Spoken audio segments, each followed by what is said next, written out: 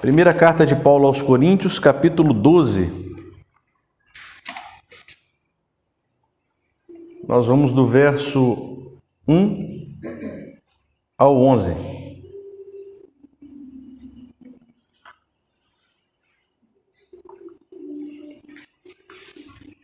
Versículo 1 até o versículo 11.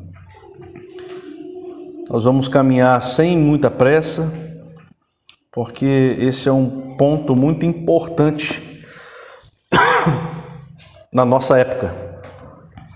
Fala sobre os dons espirituais e a gente tem que tentar esmiuçar ao máximo aqui esse entendimento. Diz assim a palavra de Deus: Irmãos, não quero que vocês estejam desinformados a respeito dos dons espirituais.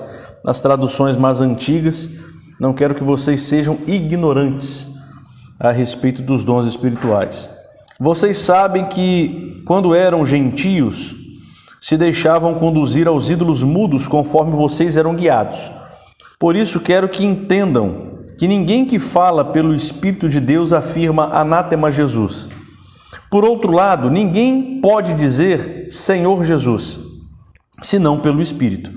Ora, os dons são diversos, mas o Espírito é o mesmo. E também há diversidade nos serviços, mas o Senhor é o mesmo.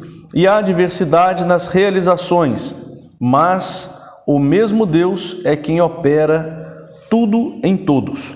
A manifestação do Espírito é concedida a cada um visando um fim proveitoso, porque a um é dada a medida mediante o Espírito a palavra da sabedoria, a outro, segundo o Espírito, a palavra do conhecimento, a um é dada no mesmo Espírito a fé, a outro no mesmo Espírito dons de curar, a outro operações de milagres, a outro profecia, a outro discernimento de espíritos, a um é dada variedade de línguas e a outro capacidade para interpretá-las.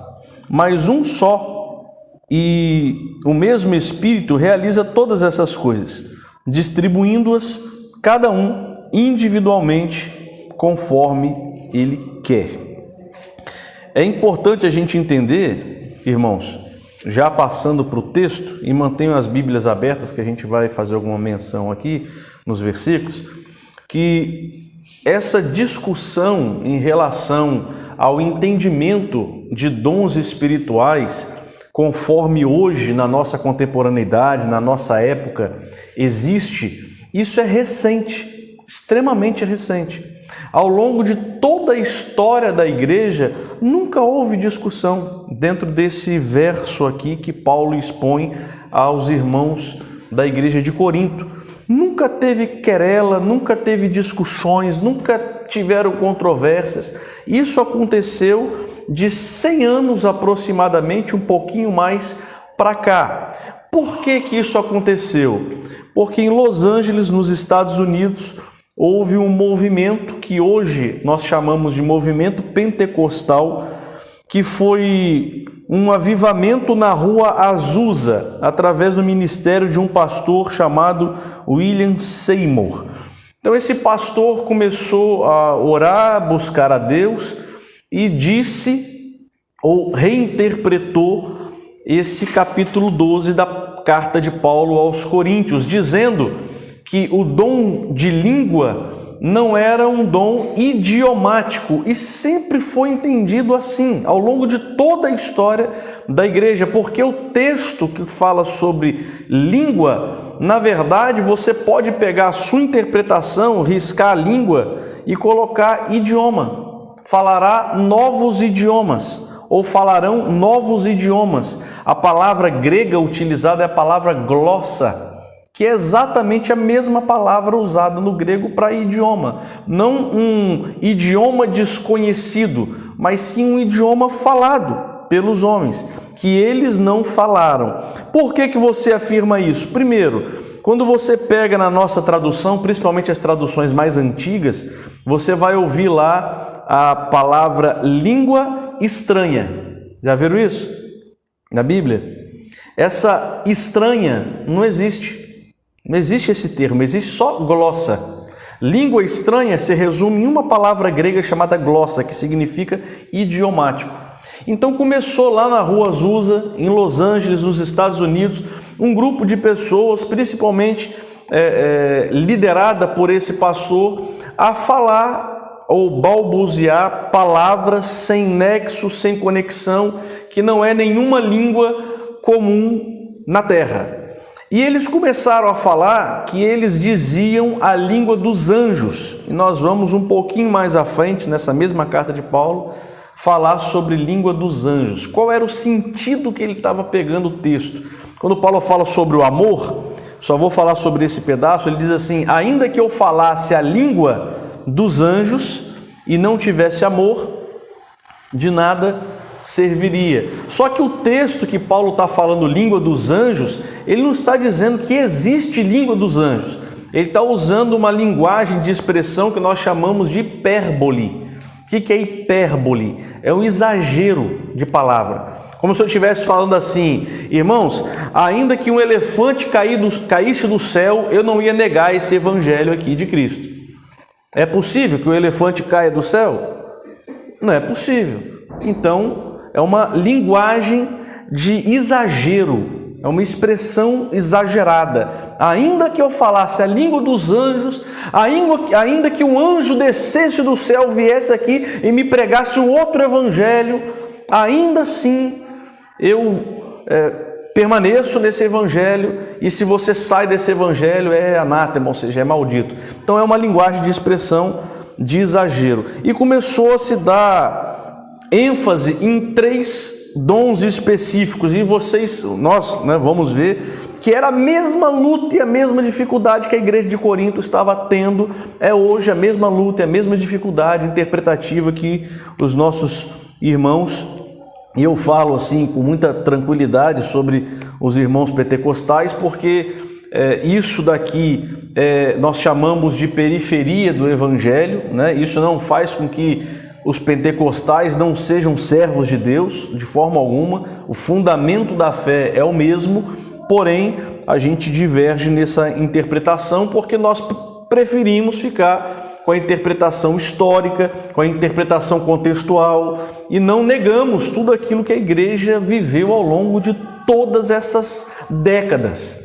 E a própria palavra de Deus também diz que nos últimos dias haveria desvio da palavra de Deus, haveriam falsos profetas, haveriam falsos sinais que seriam realizados de fato por Satanás, pelo diabo. Então nós entendemos que ao longo da história da igreja, como a igreja sempre interpretou da mesma forma, hoje em dia, se você dá uma interpretação diferente, a chance de você ser um falso profeta ou você estar se equivocando da interpretação é muito grande, é muito maior. Então a nossa interpretação não é a interpretação da Igreja Batista, Aliança da Cruz, mas é uma interpretação histórica, contextual, linguística, gramatical, e é isso que a gente tem defendido ao longo de toda a nossa existência aqui. Então 3 dons ficavam em evidência dentro do movimento pentecostal e também dentro da igreja de Corinto, que é o dom de línguas, profecias, curas e milagres. Então a controvérsia ela vai permanecer, vai continuar permanecendo nos nossos dias, depois desse movimento pentecostal da Rua Azusa, porque as pessoas começam a balizar a sua fé em experiências individuais. Fala, não, irmão, tudo certo, você está interpretando dessa forma aí, você diz que interpreta de forma histórica, que os pais da igreja lá no 2º século, 3º século, interpretavam assim, que depois os pré-reformadores interpretavam desse jeito que a Igreja Batista Aliança da Cruz está interpretando, que os reformadores também interpretavam assim, que os puritanos também interpretavam assim, e depois só lá no início do século XIX a igreja começou a interpretar de uma forma diferente. Mas, mesmo com todo esse legado histórico que a Igreja Batista Aliança da Cruz defende, eu tenho a minha experiência individual. Eu tenho uma experiência. Eu falei em línguas, eu profetizei dentro da concepção dele, falei do futuro de alguém e aquilo aconteceu. Eu falei do passado da pessoa, aconteceu isso e isso e isso na sua vida, e de fato aquilo tinha acontecido, então é de Deus. E eles balizam a sua espiritualidade em relação a experiências individuais. Então essa controvérsia vai continuar, mas por que nós não podemos dar um atestado de autenticidade por experiência individual? Por que não? Porque a palavra de Deus, ela não é subjetiva, ela é concreta. Ninguém discute isso, não é verdade? A palavra de Deus é a revelação de Deus. A palavra de Deus é inspirada por Deus. A palavra de Deus é a boca de Deus falando ao coração do homem. Alguém discute isso? Não. Isso é de Deus e todos creem. Agora, se eu estou falando que Deus disse para que você faça isso, mas eu não estou mostrando na Escritura, é eu que estou recebendo de Deus, isso é subjetivo. Pode ser Deus, mas também não pode ser. E aí? Ah, não, mas se cumpriu, então é de Deus. Não. De forma alguma.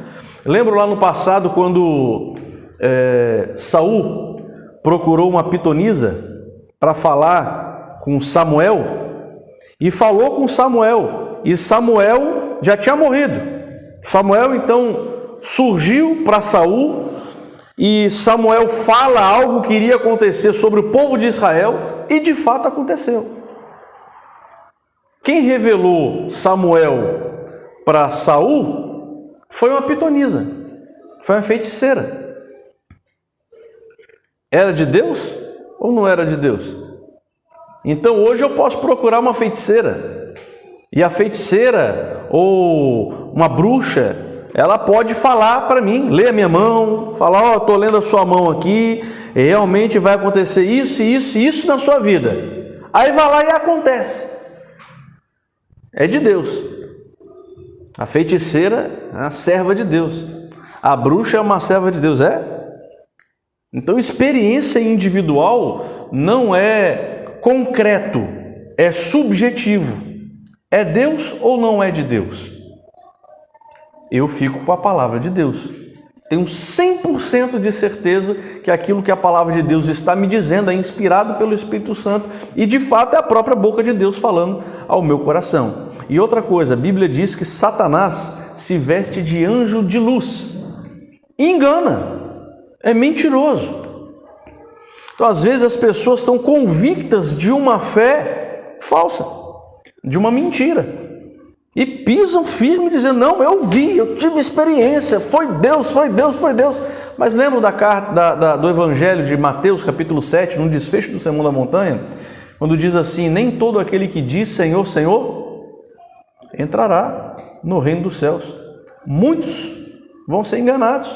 E essa vai ser a maior decepção que um ser humano pode vir a ter. Viver uma vida inteira pensando que servia a Deus, pensando que é de Deus, não é de Deus, é de Deus, é de Deus. E quando Cristo vier, não, nunca falei com você, nunca estive com você, a minha palavra estava no meio de vocês. Aquele que ouve a minha palavra e pratica a minha palavra, esse edificou sua casa sobre a rocha. É a palavra. Ah, mas eu não ouvi a palavra, mas quando eu estava no monte, Deus estava falando comigo, eu fazia exatamente aquilo. É Deus? Será que é Deus?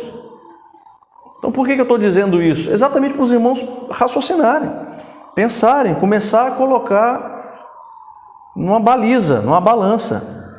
É de Deus ou não é de Deus? Então essa controvérsia já existe há mais ou menos 100 anos, né, dentro do nosso tempo, da nossa contemporaneidade, e lá na carta de Paulo aos Coríntios também era, só que não com o entendimento de hoje. Eles valorizavam o dom de língua, e eles valorizavam profecia, e eles valorizavam milagres e curas, mas principalmente o dom de língua. E eles entendiam que ser espiritual era falar em línguas, ou seja, em outros idiomas. Qual é a interpretação histórica, irmãos, em relação a dons de línguas? Em Atos, capítulo 2, o Espírito Santo ele foi derramado conforme a profecia de Joel, correto? O que aconteceu ali? Uma língua de fogo ficava sobre eles, um terremoto forte, veemente, estremeceu a terra, um barulho muito grande aconteceu, e aqueles irmãos começaram a falar em outro idioma, e aqueles que se achegavam em Jerusalém ouviam aqueles homens falando em seu próprio idioma. O Espírito Santo desceu sobre quem? Sobre os quase 120 ou sobre a multidão? Sobre os quase 120, sobre os discípulos. Então o milagre foi no ouvido ou o milagre foi nos discípulos? O dom de língua foi nos discípulos ou o dom de língua foi naqueles que estavam ouvindo ali? Como se os discípulos começassem a falar em línguas sem conexão. Vamos imaginar que seja isso. Estavam falando em línguas sem conexão. Mas aqueles que estavam do outro lado ouviram na sua própria língua. Então o milagre foi nos outros que não tinham o Espírito Santo. E o que a palavra de Deus nos diz não é isso. A palavra de Deus diz que o milagre foi sobre os 120 e que o Espírito Santo desceu sobre os 120. E a língua que está ali é idioma, glossa. E eles começaram a falar em outros idiomas. E as pessoas que vinham a Jerusalém, que eram pessoas de todas as nações, porque haviam pessoas que eram convertidas ao judaísmo de todas as nações, se achegaram ali e ouviram aqueles homens falando no idioma deles. E perguntaram, ora, esses homens não são galileus? Esses homens não são pessoas incultas? Como que ele está falando no meu idioma? O que está acontecendo aqui? Que barulho é esse? Será que tem gente bêbada aí? O que é isso? Que barulho é esse? Então esse era o questionamento. Eles receberam sim o Espírito Santo e eles começaram a falar em outro idioma. Por quê? Por que o Espírito Santo fez isso? Qual era a grande ênfase daquele momento? A ênfase era, é e sempre será a palavra de Deus. A exposição da palavra de Deus, porque a fé vem pelo ouvir e ouvir a palavra de Deus. Então o evangelho precisava se firmar naquele momento. A palavra precisava ser espalhada nos 4 cantos da terra. Então a intenção do Espírito Santo e do dom de falar novos idiomas era para fazer com que a palavra de Deus fosse espalhada. Para espalhar, propagar a palavra de Deus. Esse é o sentido do texto. Então agora, diante desse dom, em Atos capítulo 2, Paulo agora em Coríntios capítulo 12 vai tratar de outra língua? Não, é a mesma língua, é o mesmo dom, estava pertinho ali. Não faz sentido eu falar que em Atos dos Apóstolos, Deus deu línguas idiomáticas da terra, normais, japonês, alemão, francês, para os discípulos, e agora eu falar que na carta de Paulo é um outro idioma. Estão entendendo? Fica desconectado. Então não posso separar Atos 2 de primeira carta aos Coríntios 12. Trata-se de uma coisa só. E por que havia divisão em relação ao dom de língua? Porque um grupo falava em línguas em um canto, outro grupo falava em línguas em outro canto, outro grupo falava em línguas em outro canto, e a igreja não era edificada. Imagina você chegar aqui, né, todo mundo é brasileiro, e de repente eu, pastor Gerson, fica aqui conversando em alemão, e pregando em alemão, e vocês não são edificados. Então Paulo depois disse, fala a respeito disso, o que vale você ficar falando em outras línguas e não edificar a igreja? Eu prefiro edificar a igreja. Então pregue para a igreja, fale para a igreja. Se não há intérprete, então se cale. Para que você vai ficar falando em outra língua para trazer glória para si? para mostrar que você é espiritual, e exatamente essa palavra espiritual que eu queria trazer para os irmãos aqui. No primeiro versículo ele diz assim: irmãos, não quero que vocês sejam desinformados ou ignorantes a respeito dos dons espirituais. E eu queria fazer ou trazer um alerta e uma nova releitura em relação a essa palavrinha, dons espirituais.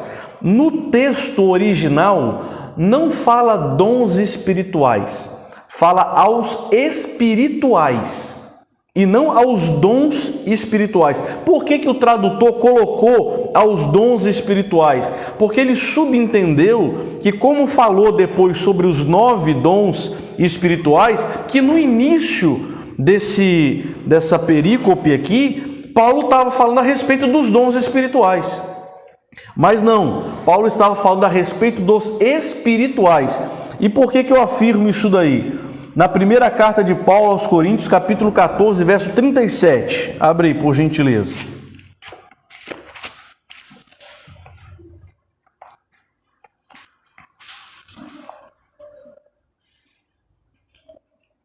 Diz assim: se alguém se considera profeta ou espiritual, e essa palavra espiritual no original é a mesma palavra utilizada lá na carta de Paulo aos Coríntios, capítulo 12.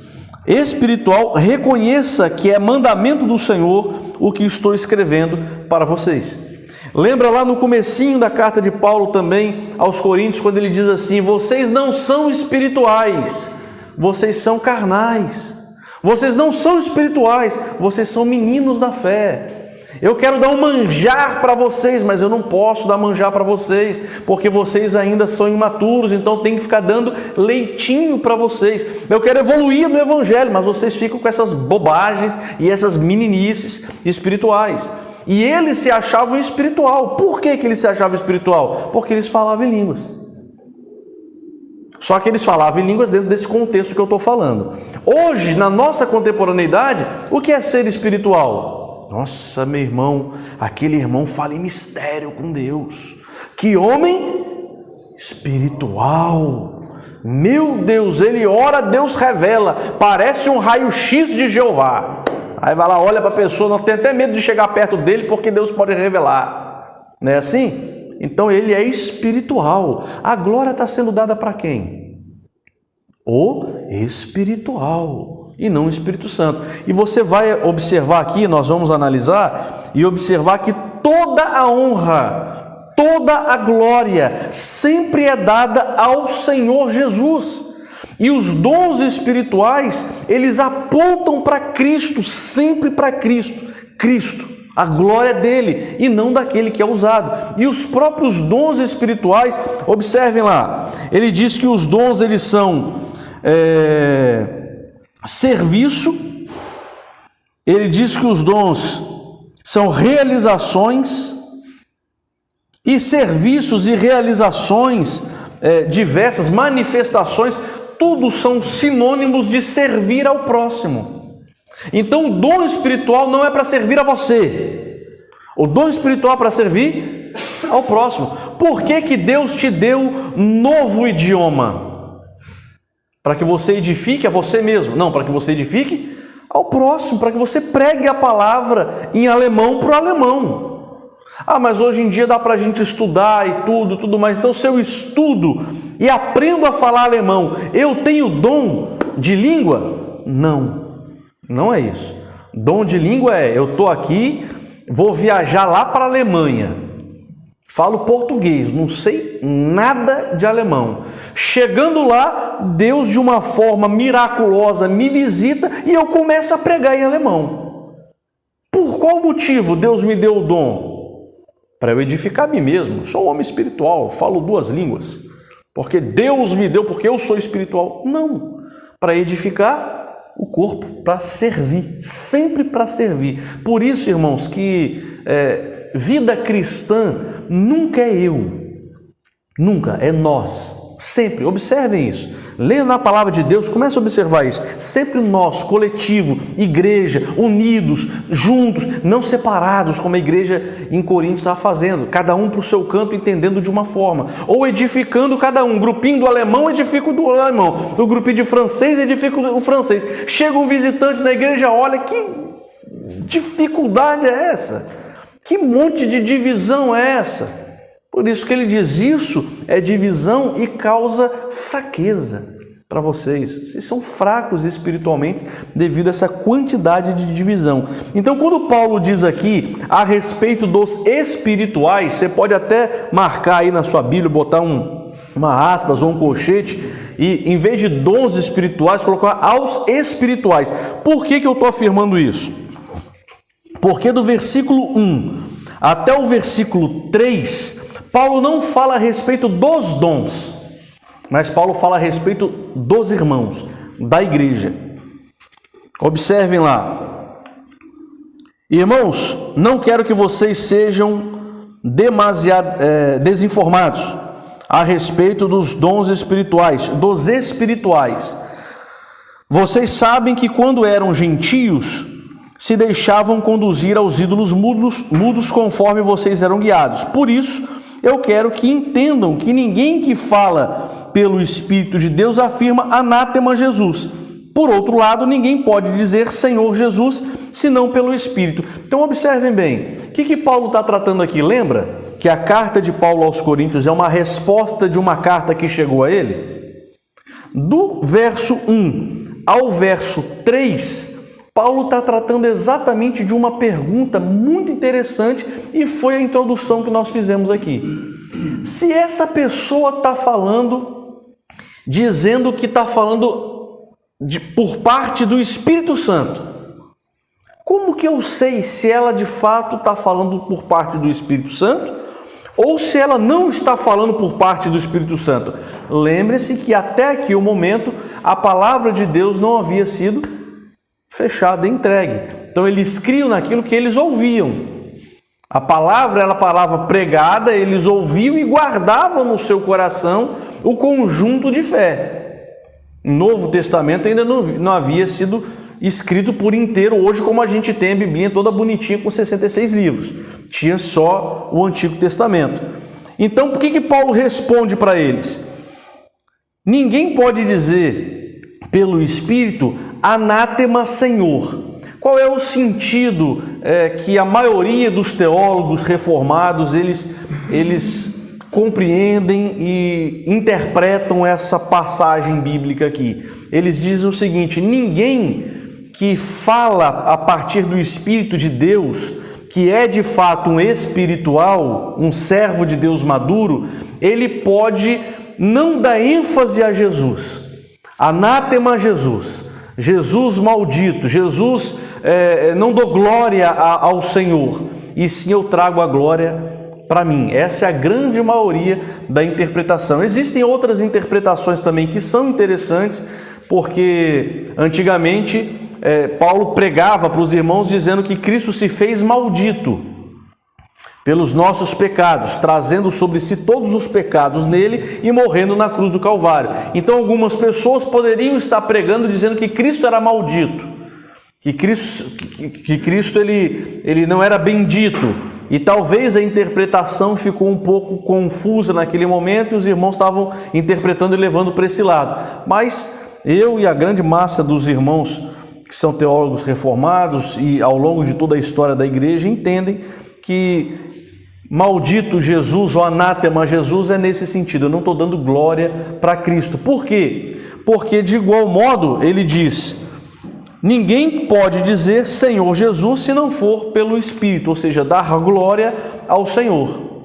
Hoje, se eu chegar aqui, passar uma pessoa aqui na rua aqui e falar, te dou R$100 para você ir lá na frente da igreja e falar Senhor Jesus, a pessoa vai vir aqui, vai falar Senhor Jesus, vai pegar os R$100 e vai embora. E não é do Senhor, não é verdade? Então o sentido do texto não é simplesmente falar da boca para fora, mas é de fato na sua vida, no seu cotidiano, na sua história, dar glória ao Senhor e não dizer que Jesus é maldito, ou seja, não trazer a glória para si. Só tem dois caminhos aqui, irmãos. Observe que ele fala sobre os ídolos. Antigamente vocês eram guiados pelos ídolos e vocês substituíam a glória de Deus por um ídolo. O que é idolatria? É tirar Cristo do centro e colocar qualquer outra coisa, e não ser Cristo o centro da sua vida, não dar glória a Cristo. Então ele diz, antigamente vocês eram guiados e vocês chegavam aos ídolos. Ou seja, Satanás, o diabo, te conduzia aos ídolos estranhos. Mas hoje não, hoje é diferente. Hoje vocês são guiados pelo Espírito para dar glória a Cristo. Então esse é o sentido do texto. O Espírito Santo sempre dá glória para Cristo e não para homens. Amém? Então, ser espiritual para a igreja de Corinto era ter dons espirituais. No capítulo 1 diz que eles tinham todos os dons, correto? Certo? A gente falou no início. A igreja de Corinto tinha todos os dons. E eles eram espirituais? Eles eram carnais, eram infantis, eram meninos. Era uma igreja imatura. Por quê? Imoralidade sexual, prostituição, irmão processando irmão, valorização de retórica ao invés de conteúdo, uso do véu, tinham discussões, as irmãs queriam tomar a frente e governar a igreja, tirar a autoridade dos homens, e a palavra fala sobre o princípio da autoridade, nós já falamos aqui. Ceia do Senhor, eram beberrões e glutões, vinham para se embriagar e para encher a barriga de pão. Então imagine, essa igreja enfatizava dons de línguas, profecias e milagres. Esse é o caminho de uma igreja madura? Obviamente, extremamente claro que não. E é exatamente isso que Paulo está combatendo. Falando sobre dons espirituais e sobre profecias, visões, revelações, eu peço aos irmãos que abram a palavra de Deus em Isaías capítulo 8, verso 19 a 20. Nós vamos ver que isso não é costume do povo de Deus.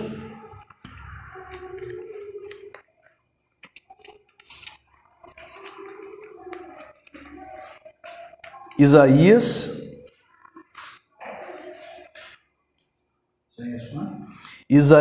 8, 19 a 20. E deixa Coríntios lá aberto também. Diz assim, ó, Isaías 8, 19 a 20. Quando disserem a vocês, consultem os médios e os adivinhos, que sussurram e murmuram, será que um povo não deveria consultar seu Deus? A favor dos vivos se consultarão mortos, à lei e ao testemunho. Olha o que ele está dizendo. Era costume do povo pagão, e Israel estava caindo nesse erro, nesse equívoco, em buscar médios e adivinhos. Para quê? Para saber do futuro, para saber aquilo que eles iriam fazer. Então qual é a palavra de Deus? Vocês são vivos e vocês vão procurar as coisas mortas. Vocês servem ao Deus vivo e vocês vão procurar um Deus morto. Qual o conselho dele? A lei e os mandamentos e os profetas. Ou seja, a palavra de Deus. Assim era dividido a palavra de Deus no Antigo Testamento. Lei, profetas e escritos, ou livros sapienciais, que era sabedoria. Hoje nós chamamos de livros poéticos. Então, o Velho Testamento era a forma do povo consultar a Deus. Como que nós devemos consultar a Deus? Procurando médios, adivinhos, profetas, profetisas, feiticeiros, esse pessoal que lê mão, cigano, cartomante, negócio de estrelas aí, horóscopo, vamos trazer para os nossos dias, porque hoje em dia tem cristão que fala assim, eu posso ler o horóscopo? Qual é o seu signo, irmão? Não tem sentido isso. Signo, cartomante, lemão, feitiçaria, misticismo, está tudo dentro do pacote, irmãos. Tudo dentro do pacote daquilo que não é de Deus. Deus não fala dessa forma. Como que vocês vão consultar ao Deus vivo? Através da palavra viva. A palavra do Deus vivo. Ele deu a palavra a vocês. Ele inspirou a palavra a vocês. Vão à palavra. Leia a Bíblia. Ah, mas eu quero o caminho mais fácil. Aí já não é mais comigo. Quer o caminho mais fácil? Quer ouvir lá a leitura lá e tudo mais? Está tudo certo. Mas o cristão autêntico, ele foi repreendido por próprio Deus em Isaías, capítulo 8, dizendo: se volta para a palavra. E hoje em dia, por que as pessoas procuram profetas? Entre aspas. Por que elas procuram? Saber do futuro. Ela quer saber do futuro dela. Eu vou orar aqui por você e Deus vai revelar. Vai revelar o quê? Vai revelar o seu futuro. Faz desse jeito, você vai prosperar, você vai ser uma bênção, você vai ser isso. E as pessoas querem ouvir isso, irmãos. É natural. Quem não quer bênção? Quem não quer uma massagem bem feita no ego? Todo mundo quer. E não é pouca gente, é muita gente. E as pessoas são enganadas por isso. Mas a palavra de Deus diz: vai à lei e aos profetas. Vai na palavra. A palavra de Deus é lâmpada para os nossos pés e é luz para o nosso caminho. Outra coisa também interessante: por que as pessoas procuram profetas para saber do futuro? Qual a preocupação que as pessoas têm? Geralmente é com comer, com vestir. É vida profissional, não é verdade? É a vida sentimental, é o cotidiano da vida. E quando Cristo fala sobre isso, o que Cristo diz a respeito de saber do dia de amanhã? Basta o seu próprio dia, o seu próprio mal. Buscai primeiro o reino de Deus, e essas coisas vão ser acrescentadas para vocês. Tenham fé, é isso que ele diz. O meu pai não sustenta o pardal? O pardal trabalha? O pardal planta para poder comer do suor do seu trabalho? Não, meu pai o sustenta. Olha o lírio do campo. O lírio do campo fez alguma coisa para se vestir com essas vestes gloriosas que nem Salomão, em toda a sua glória, se vestiu como um lírio do campo? Não, o lírio não fez nada, mas o meu pai o vestiu. Vocês, irmãos, nós somos muito mais valiosos, é o que Cristo disse, muito mais valiosos do que os pardais ou do que o lírio do campo. Não se preocupe com o dia de amanhã. Não precisa ficar preocupado e ansioso com o dia de amanhã. Ansiedade com o dia de amanhã é falta de credulidade. É você não crer que você tem um pai soberano. É você achar que Deus não está no controle de todas as coisas. Então você começa a ficar desesperado. E querer ser enganado. E querer ser enganado. Vou lá para ouvir Deus falar. Aí Deus está falando, aí fala qualquer coisa e está satisfeito. Qualquer coisa foi falada, não era Deus. Exatamente. E se satisfaz com esse tipo de tolice. Desculpa a expressão, é forte, mas é verdade. Ele pega porque não conhecia a palavra. Exatamente. Agora vamos mais texto aqui. Hebreus capítulo 1, verso 1 ao verso 2.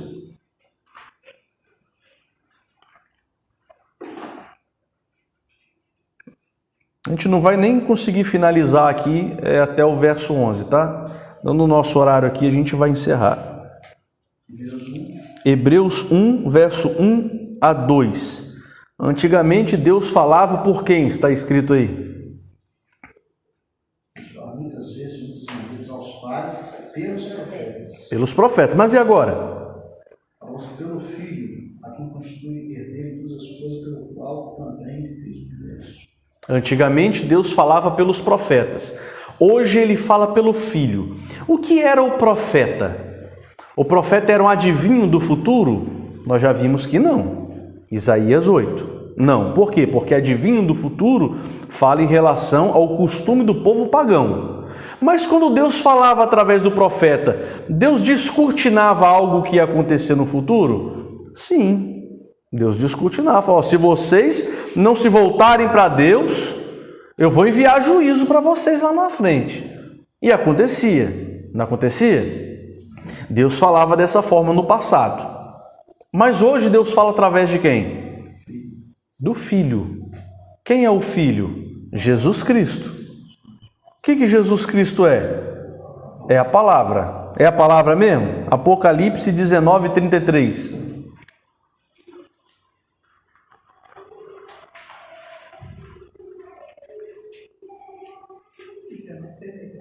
Isso.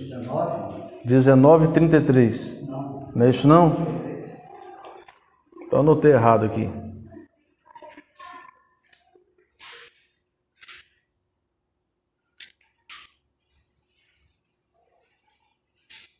Não é isso não? Não tem 33 e 19. Não tem versículo 33 e 19. Não tem? Não, deixa eu ver se eu acho aqui. Até 22.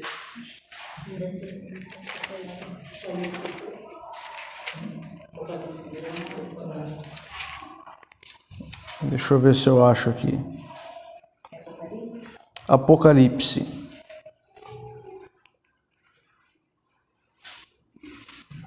O qual pelo se chama é a palavra de Deus ou verbo de Deus, nas traduções. 13? 19:13 então.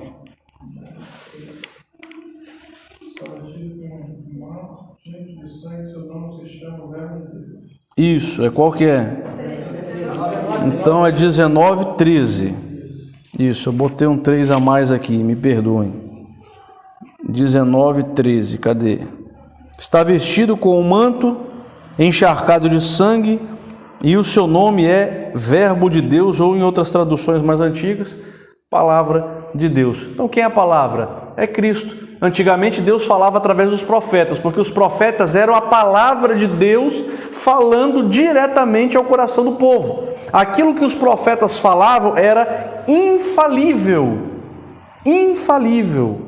Jamais errava, porque era a palavra de Deus. Mas hoje Deus não fala mais através dos profetas como falava antigamente. Deus hoje fala através de Cristo, que é a palavra. Ele continua falando através da palavra, mas antes pelos profetas, hoje pelo próprio Cristo. E a palavra de Deus continua sendo infalível. Amém? Vamos encerrar aqui então.